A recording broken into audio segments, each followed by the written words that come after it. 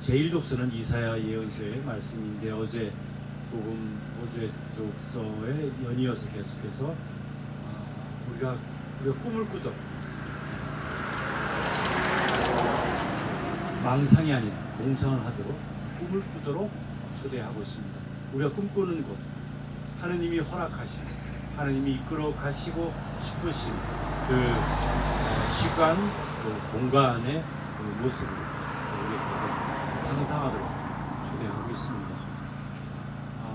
또 이 대림 2주, 오늘 2주간이 사회교리 주간이죠. 오늘 복음에서는 예수님께서 너무나 잘 알고 있는 그 중풍병자 이야기들을 우리에게 교회에서는 전례를 통해서 들려주고 있습니다. 제 마음에 크게 다가왔던 것은 예수님께서 그 중풍병자에게 하신 말씀, 사람아 너는 죄를 용서받았다 라고 하는 이 말씀입니다. 이 말씀을 제가 왜 다가왔을까 하면서 좀 생각을 해보니까 사실 최근에 있었던 그 10월 29일 이태원 참사 그 사건이 떠올랐습니다. 그때 그 참사에 우리가 누가 죽었는지 이름도 알지 못하고 얼굴도 보지 못했습니다. 그런데 참 재미있었던 일 중에 하나는, 모르겠습니다. 이게 재미있었다라고 하는 표현이 맞을지, 이 윤석열이 정부가 국가 애도 기간을 선포하고 나서는 이 이름 우리 이제 애도하자, 누가 죽었는지 어떻게 죽었는지 왜 죽었는지에 대해서는 묻지도 말고 따지지도 말고 그러면서 그냥 애도하자라고 얘기를 하고, 근데 누구를 어떤 사람을 애도해야 되는지 참 당황스러웠습니다. 그리고 그 명단들, 그 이름들이 사실 이제 나오기 시작했어요. 저는 사실 이 뉴욕타임즈라든가 BBC, 그다음 심지어는 제가 알도 못하는 러시아 신문회까지 찾아가서 그 사람들 이름을 제가 봤어요. 그러면서 이제 이름들을 이렇게 조금씩 드러나기도 하면서, 제가 한번 찾아다니면서 기사를 하면서 그 희생자들의 이름을 쭉 읽었어요. 그러니까 이게 난리가 났죠. 난리가 난 것은 그쪽 조중동이에요. 한동훈인가 이런 작자들이 있는데 페륜이라고 하는 말을 들었어요. 그러면서 그 가족들도 그래요. 가족들에서도 저도 그 인용을 했는데, 저 페북에 올렸는데 어떤 분이, 제가 모르는 패치도 아닌데 어떤 분이 직접 가족은 아닌데 그 친척인가 조카나 사촌 되는 사람 같은데 그 이름을 내려달라고 얘기를 하더라고요. 저 사실 내리진 않았습니다. 제가 의뢰도 하지 않았는데, 그러니까 그 이름이 알려지는 것을 두려워하는 거예요. 이름이 알려지는 것을 싫어하는 거예요. 그 가장 큰 이유가 쭉 얘기를 보면은, 여러분들 그 돌아가시고 나서 제일 먼저 한 얘기가 뭐냐면, 그 나온 얘기가 여러분들 잘못 때문에 죽지 않는다. 여러분들이 잘못해서 거기에 죽는다. 여러분들의 아이가, 여러분들의 부모가, 여러분들의 친척, 여러분들의 친구가 잘못해서 죄를 지어서 거기에 압사당한 것이 아니라 죽음을 당한 것이 아니다. 그런 얘기가 제일 먼저 나오기 시작했어요. 그 이름이 밝혀지는 것을 두려워하고 싫어하는 사람들도 바로 그런 것 같아요. 왜? 또 그러면서 동시에 그런 얘기가 나왔죠. 왜 하필 거기 가서 죽었냐? 왜 할로윈 다에 이방인 그 미국 문화에 죽었느냐? 이런 얘기가 나왔죠. 그 가서 죽은 사람들에게는 뭐예요?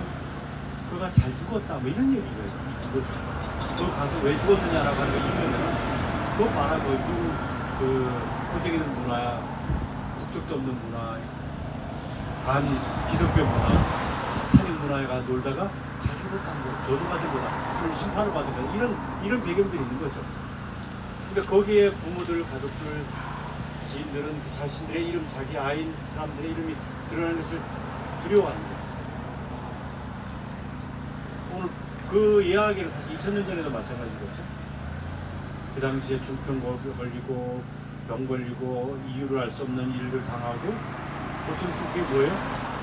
하나님의 심판, 저주를 받아서 네가 뭐 잘못했어, 죄를 지어서 네가 지금 아픈 것이고 병 걸린 것이고, 병이 걸린 것이다라고 하는 것은 그 당시에 또 그 당시 신앙이 그 당시에 유대인들의 사고입니다.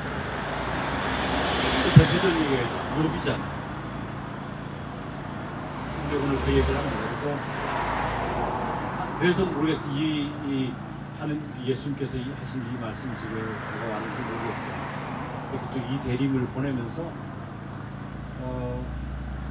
우리 개인에게 한번 좀 물어보고 싶어요.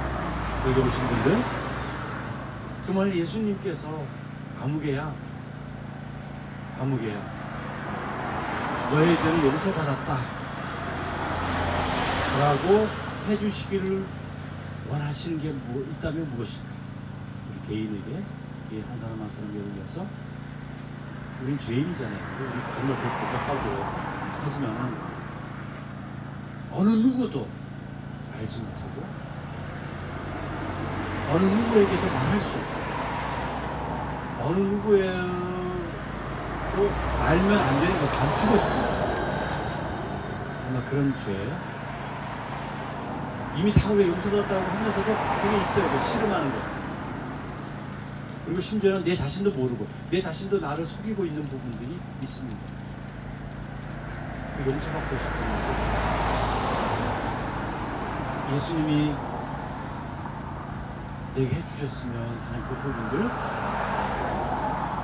우리가 오늘 아니면 이 주간 이 대림 기간에는 좀 진심으로 하나님께 용서를 청하고 싶습니다.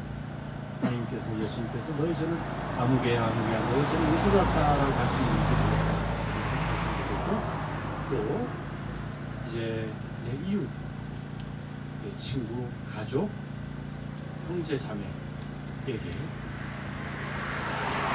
해주고 싶을 수도 있습니다. 또 해야만 되는 걸 수도 있습니다. 사실 저도 그건 못하고 있는데 함께 이 대리는 용기를 내서 아무개야 너의 잘못이 아니야. 너의 죄 아니면 죄가 아니더라도 잘못일 수도 있고 상처를 준 것도 있을 수도 있겠죠. 그건 너 용서해. 내가 너를 용서해 라고 말할 수 있는 것이 무엇이 있을까? 그게 또 아니면 좀 지나서 공동체일 수도 있습니다. 또 이 사회일 수도 있고.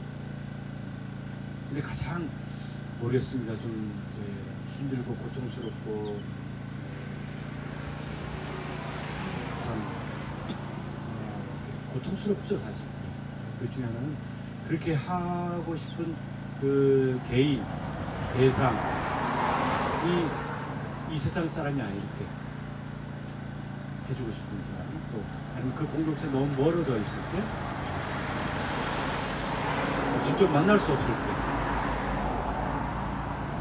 만나고 싶지 않을 그런 점이 있어요. 대면하고 싶다는 사람 단체 공동체를 있을 때 요즘 하나님 안에서 기도하시면서 이 시간을 좀 보내기를 초대했습니다. 우리 저와 또 우리 여러분들 기억하면서 기도하고 인사를 드리겠습니다. 아멘.